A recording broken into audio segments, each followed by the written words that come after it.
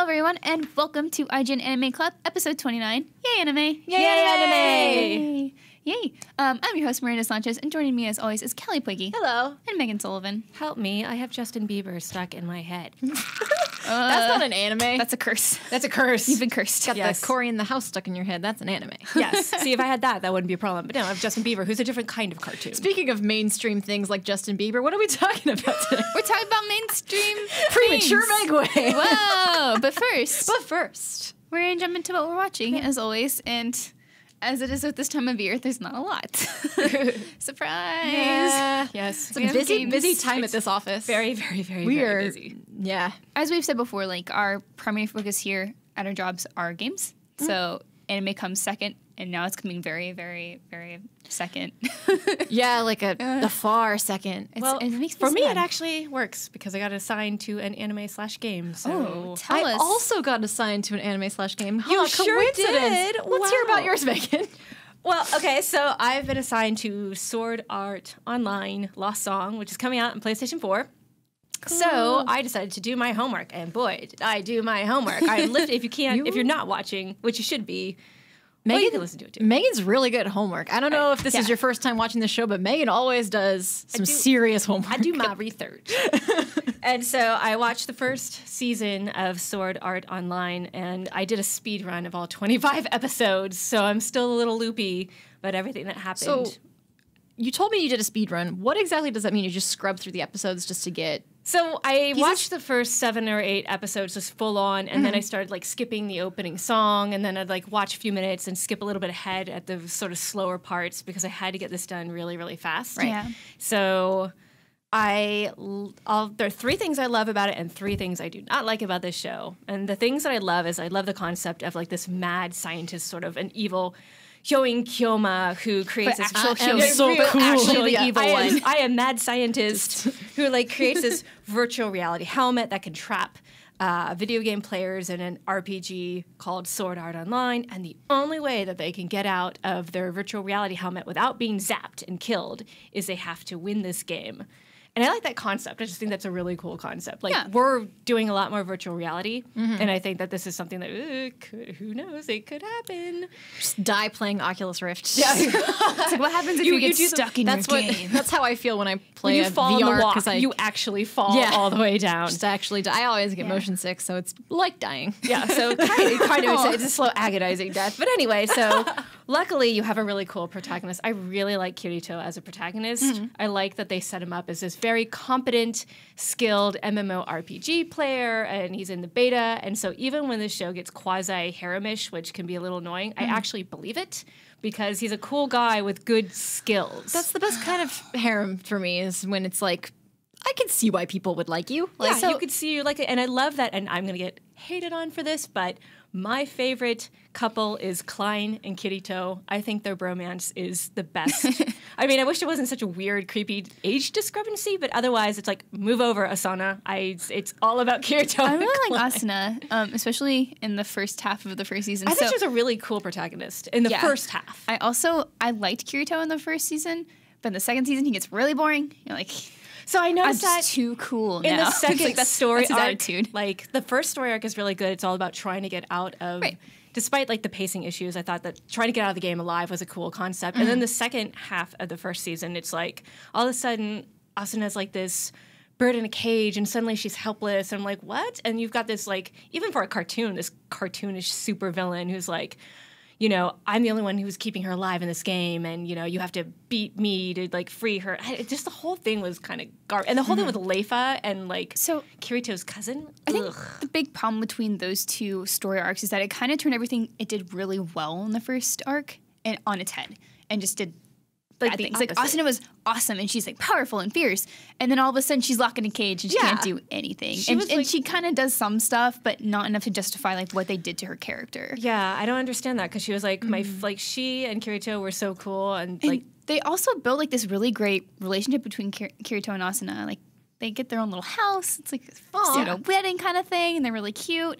And then you start these harem elements, which were kind of light in the first arc, which is fine. But and it then, made sense in the first arc. I actually got it. And then in the second arc, you just do like these really weird incestual almost sort of things. That was really hard to watch. The whole thing with Leifa and him, and it's like they're cousins, and I guess in parts of Japan it's still okay to marry your first cousin, but they were raised as siblings, and so that was the thing that just tweaked me. I mean, both things tweaked me out, but that really messed me up. I was like, ugh, I can't handle this. This is really, I don't know what it is with sister complexes and stuff in certain subgenres of anime, but it put like a pall over the whole thing. It was just really weird. It's like, why is this a thing? Like, why did it have to happen? Yeah, I don't understand that, but I just know that I really liked the first story arc. It was really cool, and the whole thing with Heathcliff and making it to the 100th level. I thought pacing was a little off. Like, I felt like they could have dove more into what was happening in the real world.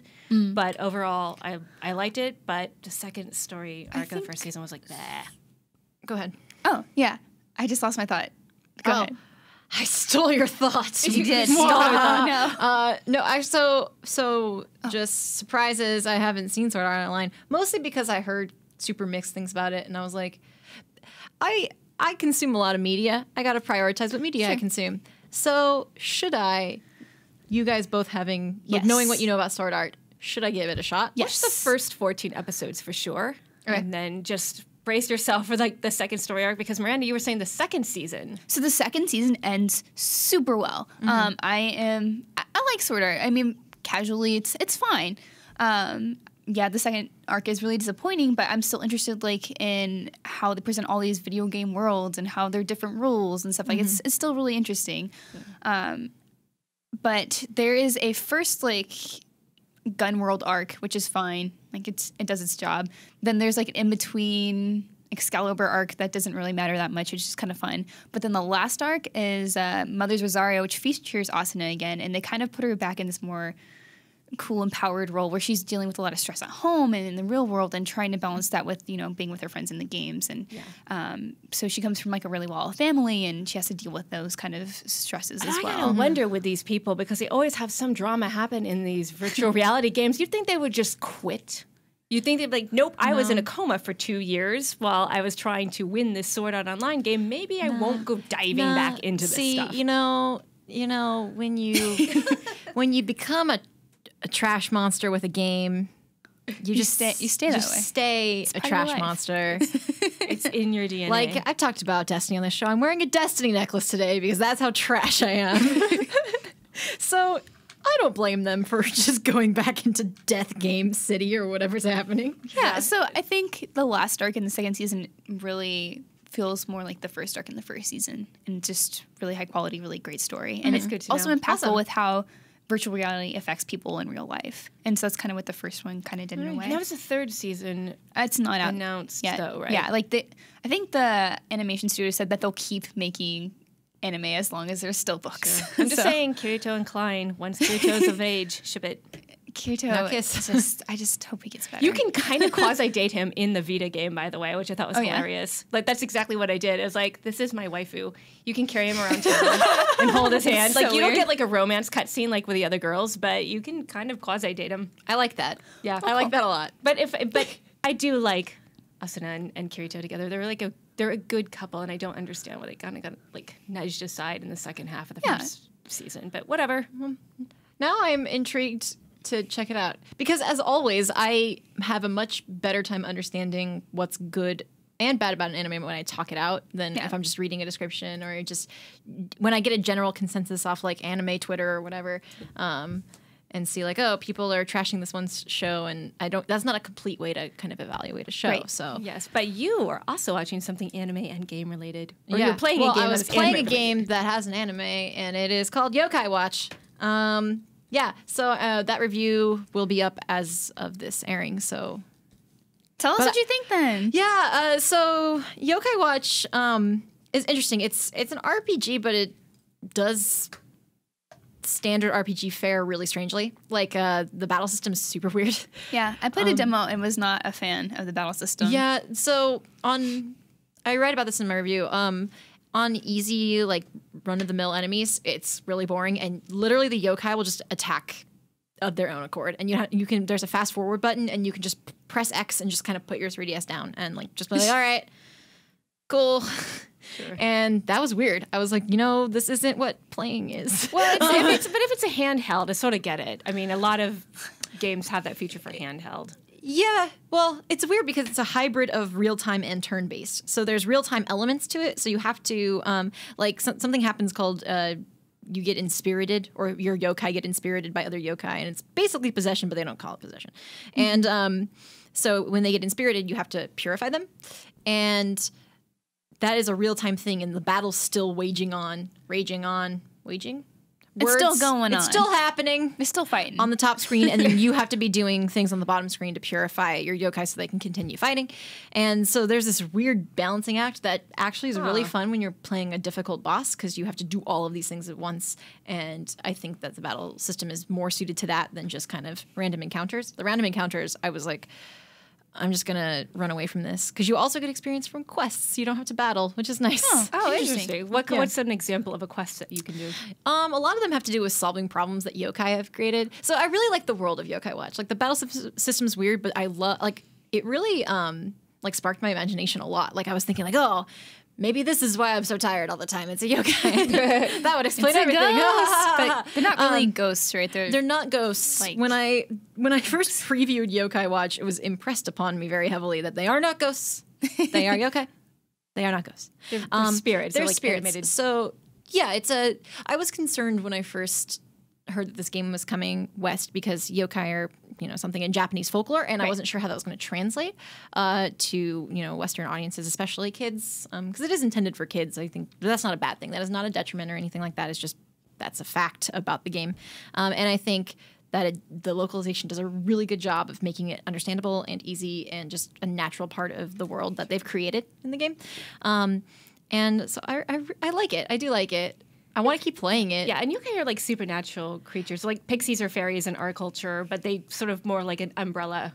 Yeah, yokai for a lot monster. of things. Yeah, there's a butt yokai, and it jiggles. I'm sorry, what? I hate it so much. What? I actually hate it. So gross. I hate it. I hate everything about it.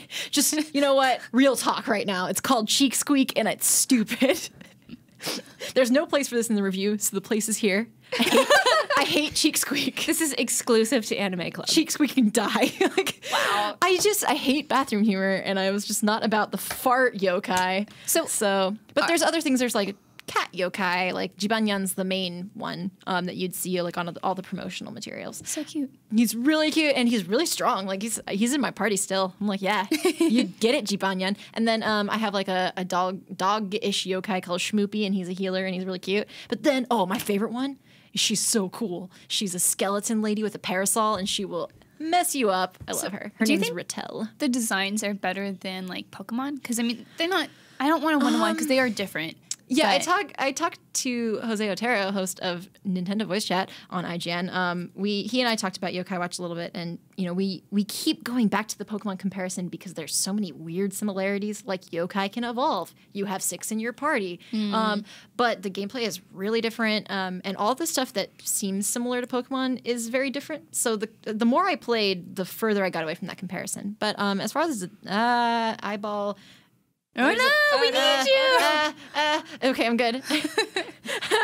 When you get something in your eye, you're just like, what's happening?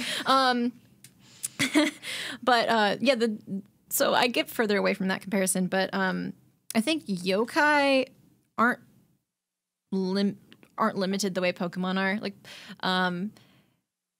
well, that's not true, because there's like weird. Yamask is one of the creepiest Pokemon, side note, because it's like the mask of a dead soul and you capture it or whatever. There's some creepy Pokemon out there. So I don't know. I didn't even think about that. That's a good question. Whose design's better? Because I mean, you got trash Pokemon over there. I mean, Garbodor. Granted, it's not like the original 150 comparing to like Yokai's original, but 200-ish. Yeah. Yeah. It's hard. It is really hard. Like the more I look at the original 151 Pokemon, the more I'm like, there's this Tumblr post where it's like, yeah, my favorite Pokemon, some eggs, and it's like a picture of eggs. Yeah. Like pile of sludge. There's a picture of Grimer, and I'm like, yeah, these designs aren't terribly unique. The whole lore of Pokemon is that Pokemon exist because people believe them to exist, so they retroactively exist. It's really cool. Pokemon's really cool. And yokai is different because they're based on real world things. So there's like a yokai called Tattletale that's just an old lady. like straight up just an old lady. And what do you keep them in? You don't keep them in a Pokeball. You keep them You don't keep in... them. You summon You them. summon them with medals, like medallions. You don't keep them in anything. Okay. They're your friends. Yeah. So the Yokai Watch is really cute because the whole thing is you befriend yokai, and As opposed to capture them out yeah, in the you field. don't capture them. You battle them, and sometimes they're impressed with your strength, or you can feed them their favorite food, which I have no idea how to figure out. I think it's just trial and error. But you can feed them, and maybe they'll like you. And It's sort of Shin Megami Tensei. yeah, so yeah, it's kind of like Pokemon meets Ni no Kuni meets Shin Megami Tensei. Yokai Watch. It's also level 5. So Okay, Yeah. well, would you recommend it? Should I go play the game? I would say if you were already intrigued by this but not convinced by the demo, or like even if you didn't like the demo, I would say give it a shot. Okay. Because I didn't play the demo, so I'm going in pure You blind. you are the queen of JRPGs though. This is true, Which- but I'm not a huge Pokemon fan. I've only played a couple of games. I like them, Yeah. but I'm not a huge Pokemon fan. So if I'm not into that, will I like Yokai? Well, I like the gameplay I don't think mechanics. it'll convert anyone. I think the gameplay is really weird for an RPG. It's not typical RPG stuff. They do RPG really weird, but the world is really cool. There was this really creepy level in like the school at night, and like there's a yokai being like, "Play with me." And I was like, I was like, Miranda playing- and I do not I was like like playing horror. it on Halloween, like yeah. Oh my gosh. So there's just like cool stuff, and it deals with some serious issues that I wasn't expecting. Like one of the first things you do in that game is you defeat a yokai that's causing your parents to have like a really serious argument.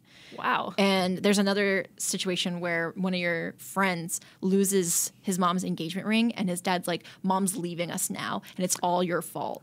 And then you have to go like help him find the ring, and like I'm not. It turns out fine, but like That's I- real. That's pretty intense for losing an engagement ring. All right. yeah, Whoa. like it's this whole thing like mom's gonna leave and it's just gonna be us, and it turns out she's just going to her high school reunion. So like Wow. so but it Spoilers, it but- totally Yeah. it's not a kidding. big spoiler. It's fine. It's totally fine. it's like at the very beginning of the game, but the whole point is it takes these issues that are really serious for kids and gives them empowers them to fix them. You can fix them by kind of identifying the yokai that's behind everything, and even in the case of your friend who lost the mom's engagement ring, like all you have to do as his friend is go with him to tell his parents that you found it because he needs the emotional support. Like it's really really great about that stuff. I appreciate that a lot, and I didn't feel like it. My least favorite thing about media for kids is when it talks down to kids or condescends to them, like avoids issues that could be upsetting or something. Whereas Yokai Watch, I didn't feel was talking down to me. It was kind of trusting me to, yeah, you can handle this kind of horrible situation of your parents having a fight right in front of you, and you have the tools to solve it. I thought that was really great. Yeah, I like that because that's what kids often have to deal with. And so Right. here's like a way to handle it. And since we were all kids once, you Yeah. can relate to it. That's kind of like, If only we had yokai to help us yeah. find our mother's. I'm still a Pokemon girl for life, so. All right. That's my ultimate. That's the verdict is still a Pokemon. All But right. yeah, check it out. Check it out if that's your deal. Definitely check it out. Yes, Miranda, what have you been watching? Nothing important. I watched like one episode of The Perfect Insider. Which that still episode? good? The newest one. 4? I think it's on 4. Yeah, I haven't seen 4 yet. What but time is it? What day is it? When am I? Usually I know like what episodes. Like, oh, this week these episoeds are coming out. It's like, oh, it's 4 and 5 this week. Or it's like, I don't know what's happening. Yeah, so episode 3 is where the murder mystery begins, and then episode 4. You get it more into it without getting spoilery. But yeah, still enjoying it. It's a little bit slow, but I'm really intrigued. I think it's really interesting and a very beautiful show. Yeah. I still like Moe. She's the cutest character. Yeah. And I want to be like her when I grow up. Now that So- I'm out of the woods on the review, I can finally get back to Perfect Insider and Beautiful Bones, which are two that I picked out that I'm just gonna stick with. Yeah. I really like. Yeah. I'm going to do There's- those 2 and One Punch Man. One I Punch am so Man. behind on One Punch Man. Me and too. I'm really actually kind of excited because I just want to marathon it and be bewildered by how amazing it is. Yeah. So, Yeah, I saw. So there's this blog I follow that's cosplayers doing mundane things, and it was Saitama and a character from one of the most recent episodes that I didn't recognize, but then I figured it out, but they're like in the car going to the grocery store, but in cosplay. It was so cute. I was like, I can't wait to watch this show more when I have time. On our Facebook page, there's actually a group that is doing the Saitama like workout, because I think in like the 3rd episode or something, he tells you what his routine is, and so everyone's trying to do it, and that's why I love our Facebook group so much. It's like there's a group trying to like follow his like exercise routine. Yeah, exercise. It's really cool. And you can join our excellent IGN Anime Club Facebook group at Facebook.com/group/IGN Anime Club. And it's called the IGN Anime Club official group. Yeah, so if you want to get swole, that's the place to be, I guess. Yeah. We also love to hear from you. So please share your thoughts on anything we talk about on the show there or on Twitter. With hashtag IGN Anime. Yeah, and you know what? Shout out to whoever showed up at PAX in Australia with an IGN Anime Club shirt. Someone told us that. It's so cool. And identify yourself so we can thank you properly. Someone did at New York Comic Con as well. Like they sent us a photo there. Yeah. I was just like, oh, you're so cool. Yeah, so we got a tweet from someone saying they spotted this person in the Anime Club shirt. So if you are that person, yes, we want to hear from you. Yes, we do. And where can they get this wonderful shirt if they also want to share their love? You can get our shirts at go.ign.com/store. We just got a black option. We did get a black option, and somebody brought up, I don't know if this is a popular color, but someone also wanted a purple one. And apparently these are very easy to get. So if you want another color, if you'll buy it, we will make said color. I used to have purple hair. It was really great. Wait, really? I had no idea. It was really dark and it was beautiful when I was freelancing. And in college, I was like, yeah, I can do whatever I want with my hair right now. And so then I did. That's awesome. I want purple hair. I miss it. Oh my gosh. The only reason I don't dye my hair is because whenever I do, I feel guilty. Because everybody's always like, but your hair color is so vibrant. And I'm like, they actually talk like this. And I'm like, no, you don't understand. I want like pink hair, you guys. Like, do it. That's so cool. Let's go dye our hair. Yes. Yeah. Oh my god. Bye. We're gonna go dye. Yeah. Bye. See ya. Vote on which color you think we should dye our hair. Not blonde. People are like, oh, you should totally go blonde. I'm like, no, that's silly. But I tried doing it super blonde in college. It did not work. It did not work. Yeah, I looked ridiculous. Like you'll notice I do different shades of red because I have red in my hair. But other than that, I'm like, if I try to dye it any other color, I look like an idiot. Yeah. Anyway, I just want Emma Stone's haircut. I'm like, spoilers, I'm really obsessed with Emma Stone's style. I love her so much. And so like I went on Pinterest the other day just talking about hair because I want like cute anime girl hair because right now my hair is just kind of like growing out and I just want a cute thing going on. So I want to feel like an anime girl. You want to feel like an anime character. Which anime girls had really good hair? Who? The girls of the Anthem of the Heart. A film we saw last night.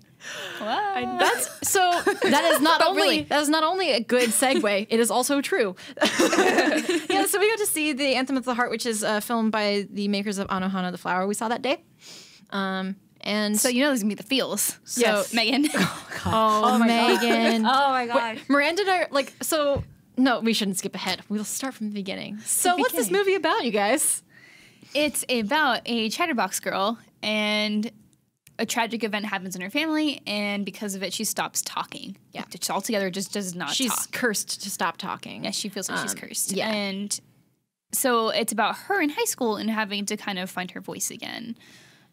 Yeah, and finding it through song, hence the Anthem of the Heart, expressing her heart and soul through song. Yes. It had a very Little Mermaid vibe in that way, where, like there was this romantic element, but she can't express it, so because she doesn't have a voice. And it was, her whole character, they kept.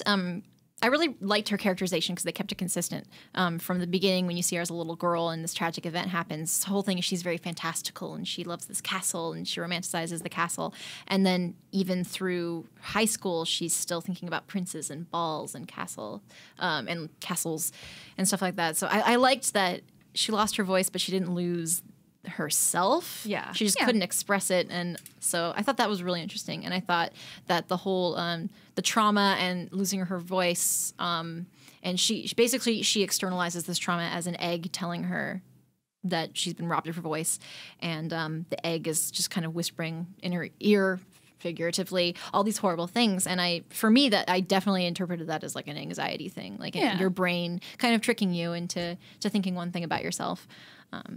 Yeah, so I thought that all of that was strong, but I kind of had a graph in my mind as I was watching this movie of like how I felt about it. So it started, and then I was like, yeah, this is great. And then like there was a lull, and I was like, okay, I expect that from films.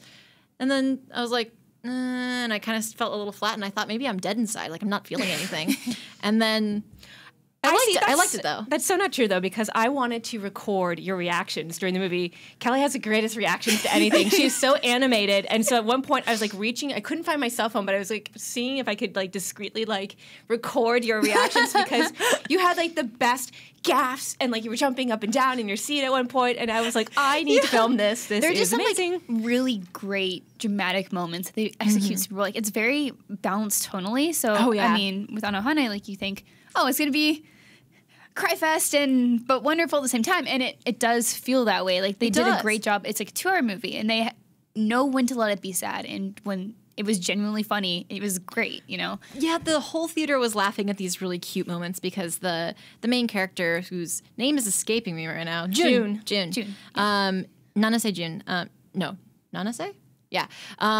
June, anyway, she's super animated despite not having an actual voice. So she's doing all these really adorable things, and everyone's laughing because she's so charming.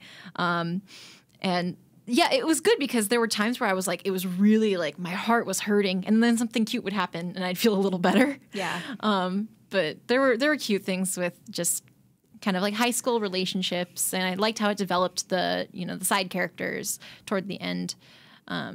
And then Megan, I looked over and Megan was just crying. So this movie, without getting too much into it, but it hit me really hard because there were certain things that I could relate to, and it just hit me like a ton of bricks, like 15 minutes out from the ending. And so like for 15 minutes straight, I was just in tears, falling apart. And I'm a Sullivan, and we don't display emotion very well in public. Like we're very stoic that way, so we don't normally express ourselves in public like that. But I just fell apart in the last 15 minutes, and Callie looks over, she's like, "Are you okay?" Yeah, I just held her. That. I was just like, "What is happening?" Legitimately like, no, like no. I just held her. I was like, "Come here."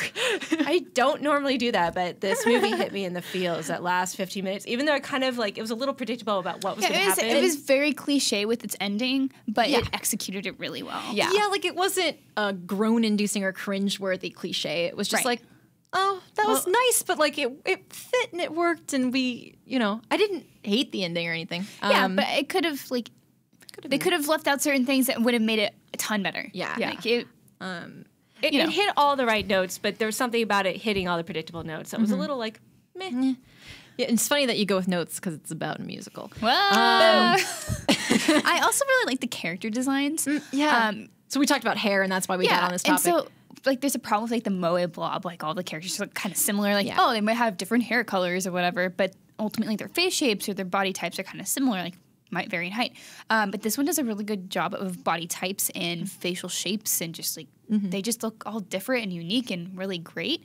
I don't know, it just really stood out for me, especially in this movie. It felt grounded in realism that way. Like, characters look like different people, and they had different personalities, and that's exactly what you would expect. Even like the side ones were defined really well by just the few lines they had. Yeah, I was really impressed by both the character design physically and also just how each of them was distinct. And I especially liked how I could relate to different characters at different points. Like, I didn't pick one. Sometimes when I watch anime, I pick one, and I'm like, she's my wife, who I relate to her the most. Or that's me. Or like, that's me, or that's me, who, but minus the thing. Yeah, or that's who I'd like to be, but it's totally not who I am, or whatever it is. But with this one, I was like, at some points, I was really identifying with June, and at other points, I was identifying with this one girl who thought this guy didn't like her, and like, it's just, I found something, like a part of myself in every character because they were so real and defined. Yeah. And it's just like, poor children. Yeah, but it captured high school very well, and just the best part about it was that you could relate to all these things at some point or another. There was some emotion where you're like, that was me, or that is me at some point. Yeah, even the baseball player who hurt himself, he's so upset because he can't play baseball. He can't play baseball. And I'm like, even that, like, I did not play a team sport, but even that, I was like, you poor child. Yeah. I liked it. We had fun. We also speed ate udon to get there on time. This is actually a pretty funny story. We were really pressed for time, and so we were across the street from the theater, and we were like, we've got 20 minutes to eat our meal, and like literally we had to sit there for like 10 minutes. And then it was like 9 minutes, and then it was 8 minutes, and finally the food came, and we had this steaming hot bowl of udon. Yeah. And we were like, we have literally 4 minutes to eat this, and we did it. We just booked it. It was disgusting. It was so bad. I think I had a stomachache the rest of the night just because I was like, I've never eaten that fast in my life. I feel like an anime character. Yeah. I am filled Naruto would be proud. Right, I was filled with noodles and regrets the whole night, but they were good noodles. It was really good. We ate at a restaurant called Takura in San Francisco, Japantown. So if you ever visit San Francisco, Japantown, that's where the local Japanese population goes, and it's really, really good food, and it's really, really hot when it first comes out. We discovered that. And then you go to the cool building with all the Lolita clothes and see a movie there. Yes, Yeah. you do. Yeah, And so in the basement. Anthem of the Heart it's a limited release, so I'm not too sure if it's still in theaters by the time this goes up. Might not be. Right. But the cool thing is that it's in theaters. Yeah, is in anime theaters. making it to theaters is really, really great. It's a big deal. Yeah. It's a big deal. Will anime someday become mainstream? That is our topic this week. Yeah, it's kind of like a big question in addition to like what we've been discussing. Toonami's back, but with a lot more anime, and it's beautiful. Like they change out what they have all the time, and it's great. Netflix is kind of getting its own. I mean, like you said, with what they did with Knights of Sidonia, like they translate it like their own. They kind of pioneer some more. They brought is it Seven Deadly Sins recently, which is really cool. And Netflix as a whole, like it suggests to me an anime section now, rather than just being like, you've watched this, you might like this. I just get a whole section of anime. So I did a search result on Hulu about how many anime they had, and it was like over 100 anime just automatically came up. Hulu is on top of it. It is Yeah. really weird. So they may not be. So they've done a lot of simulcast anime recently. They may be a few episodes behind. I'm sure it's just because like Crunchyroll or Funimation or whoever has the rights to it gets more timed rights or Right. something. Like I don't know how that works. I'm not going to guess at it. But so sometimes they'll be a little bit behind, but eventually they get it.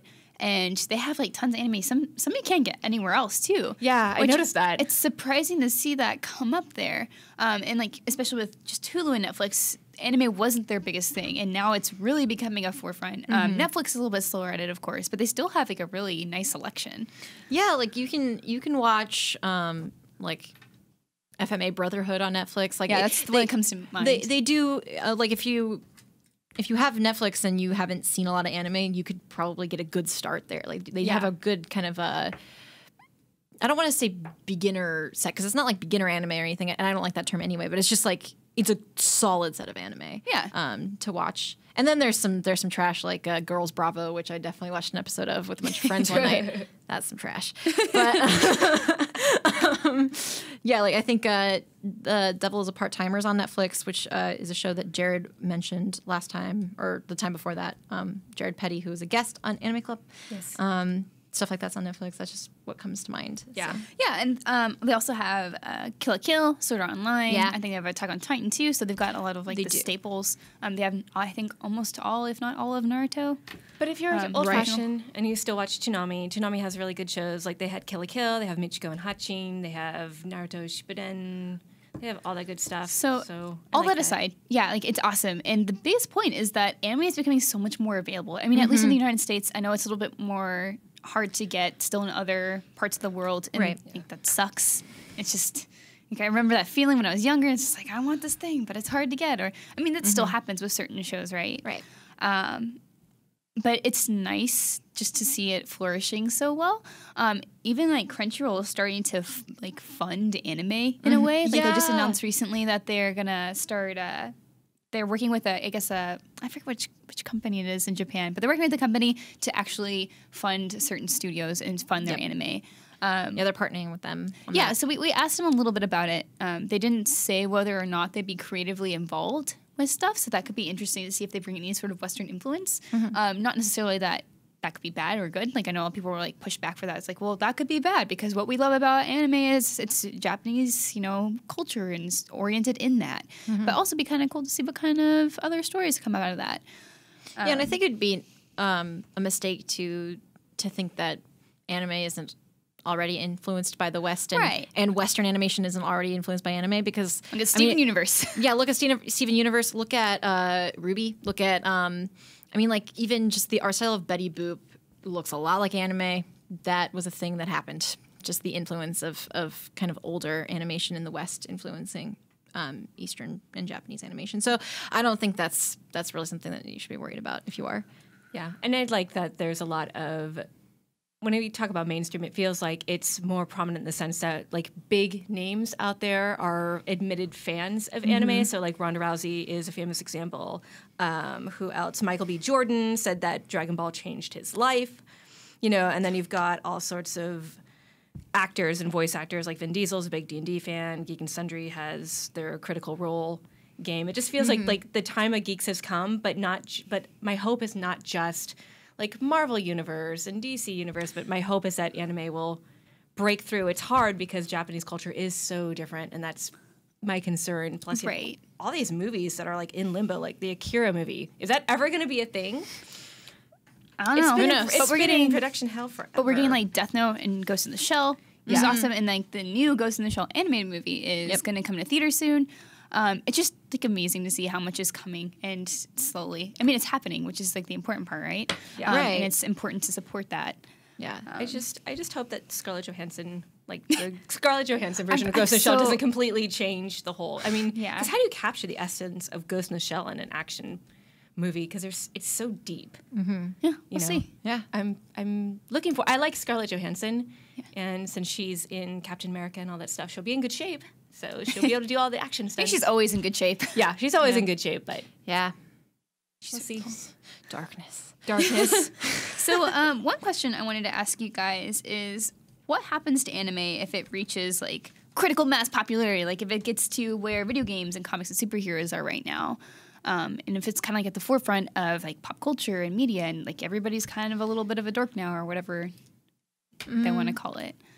I think my immediate reaction is there's always going to be something that's niche.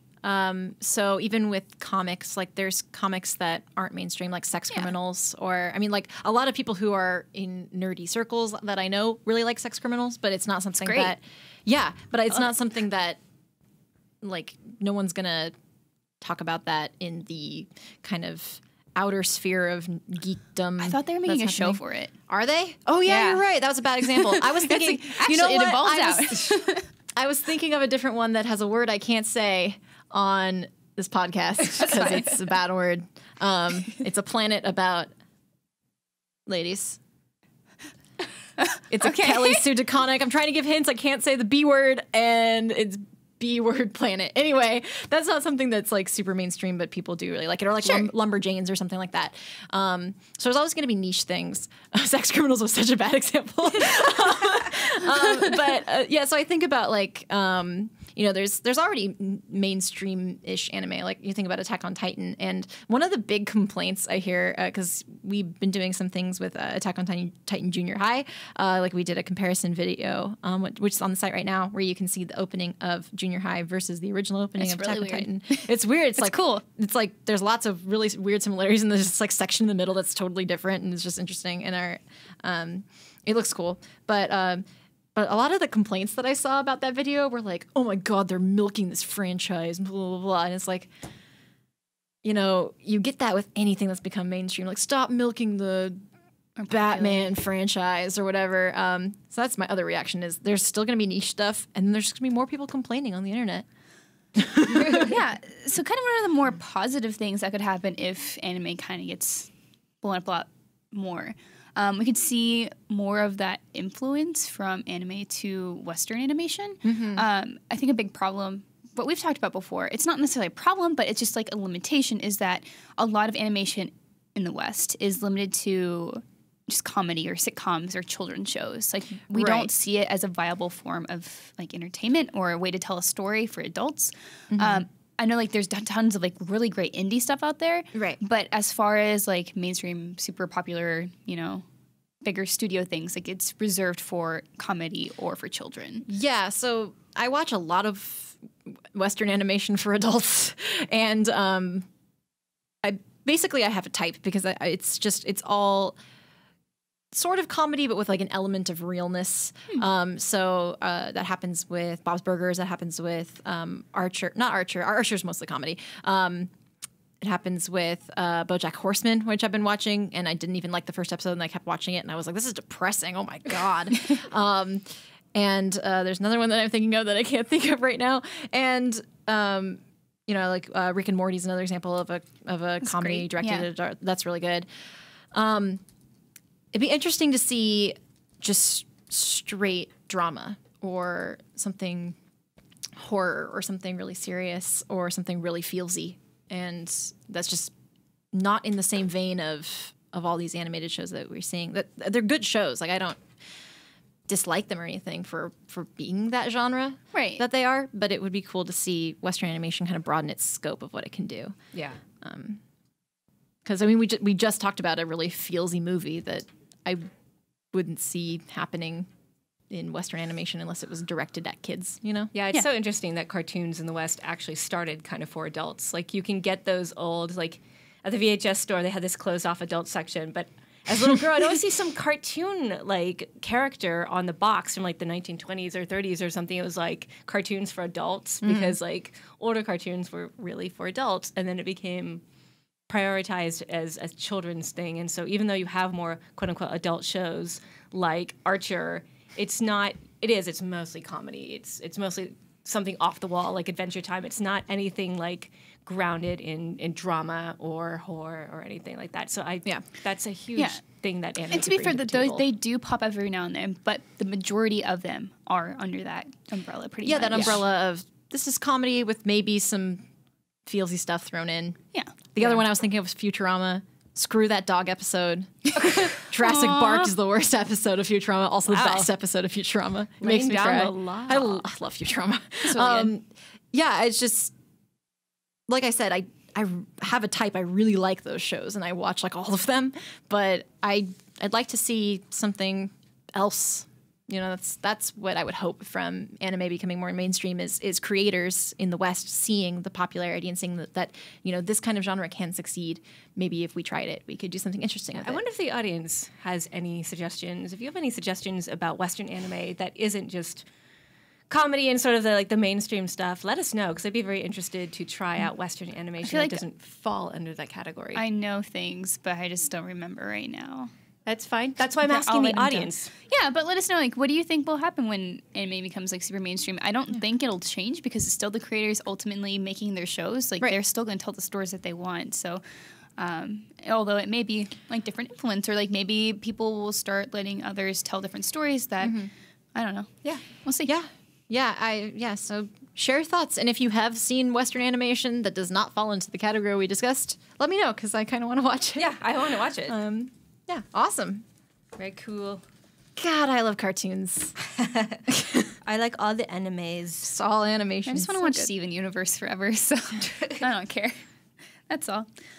So with that done, we have to jump into our new anime watch party. New watch party! Yay! So somehow we finished Steins Gate. How that happened? Time is so fast. It's not okay. Like, it was summer and now it's not summer, and I'm wearing a hoodie. Last night I was really cold and I was walking home. I was just like, why is it so cold? What happened? Right? I wake up and I like shiver and I had to get dressed like under my covers because I was freezing. Like I was like, I'm not ready for this. It's still summer in my brain. I love it when it's cold at night, though. I sleep better. I hate it. I hate it so much. I love the cold. It just took me by surprise this year because I was so wrapped up in work. And it's like, suddenly we're done with 12 weeks of Steins Gate. What? Yeah. What? Yeah, so now we are starting our little affair with Gurren Lagann.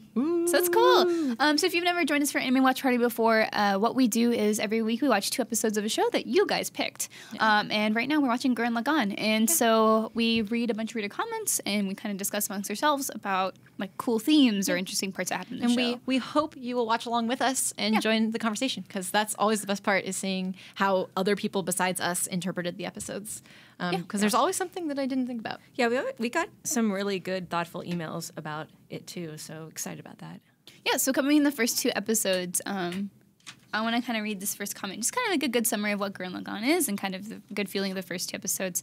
From James Holton on our Facebook group, which you can do at facebook.com/group/IGN Anime Club. Gurren Lagann is a great coming-of-age story about a boy and his robot. It broadly paints itself as a mythical empire under the theme of a hero's journey with great references to ancient lore. I can't wait to go deeper into the elements that make Gurren Lagann an enjoyable show. I know this is like a lot of people's favorite, and so I'm just really excited. And of course, because it comes from Gainax and people who worked on Kill la Kill, and it's like my favorite. I know there's a lot of cross points there, and I'm just like, oh. Oh, so excited. I've watched about half of it before, so this is my first time watching these episodes, but...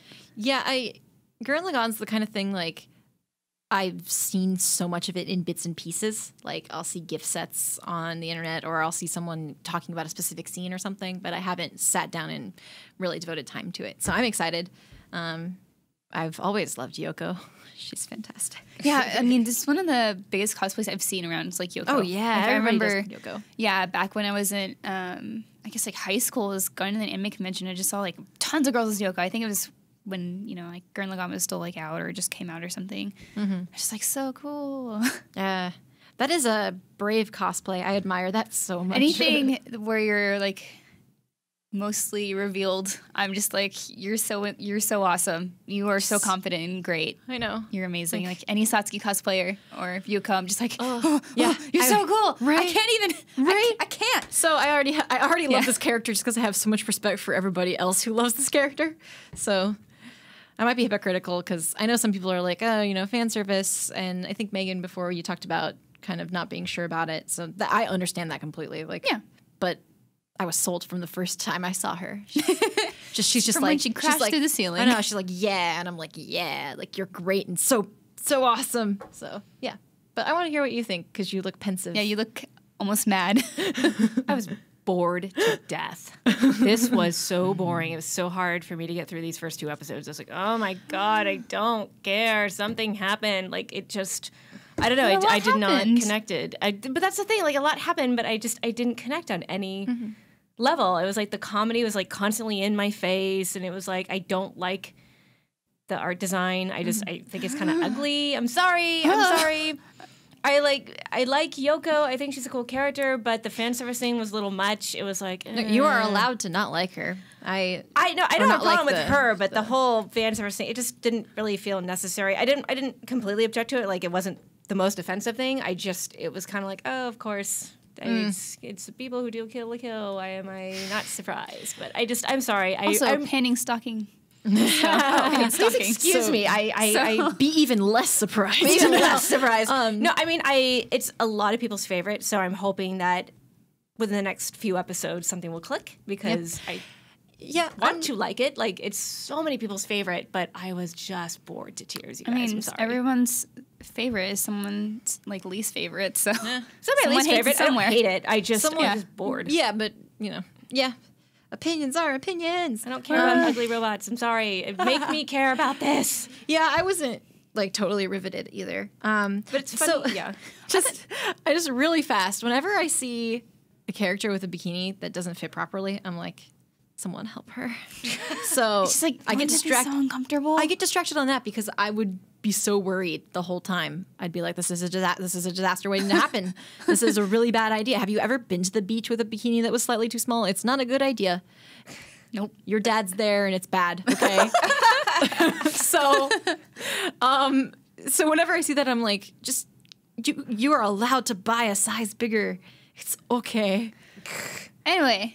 But yeah, so that's why that was a little bit of a tangent, but I had a point, and the point was that I get distracted thinking about that, and then I'm not connected to the show. That's part of, like, I'm not like, oh, I wasn't uncomfortable by the fan service, but it's something that's distracting to me for other reasons. So yeah, I know Kamina gets better, but right now he's just so annoying. Which is like, shut up. That's one character I do like. Stop. I like Simon, I like Yoko, I like everybody else, but Kamina, I'm like, Early, you are just so annoying. You don't deserve what you're doing right now. Yeah. Like, please go away. Like, every time he gets like almost killed or something, I'm like, finally, deserve it, you dumb guy. But also, I just love the dynamic. So in the first episode, you meet Simon and Kamina, and they're living in a hole in the ground, essentially. No one's been at the surface, which is really cool. I think is really cool.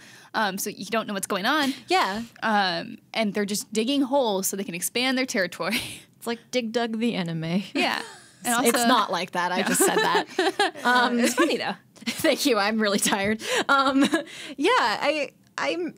It's one of those things where I'm like, I trust it to get me hooked. You know what I mean? Yeah. Like, I know this show is so popular, and I'm just waiting for it to happen. Like, I'm not. I don't know. I had a lot of fun with the first 2 episodes like I did last time. I think it's really cool. Kamina just wants to get out. He's like, we don't need to be in this hole. There's a sky above. They're like, no, we can't go outside. And it's just like, we can. I've been up. No, it's okay. Then of course a giant monster comes crashing through. Of course. And a cool lady. And then they get to go outside. And Simon finds a cool little robot dude. They're pals. I do like robots. The second episode, I think, was particularly cool because you see more of the different dissonance between Yoko and Kamina and how she just does not care. She's like, I'm ignoring you half the time.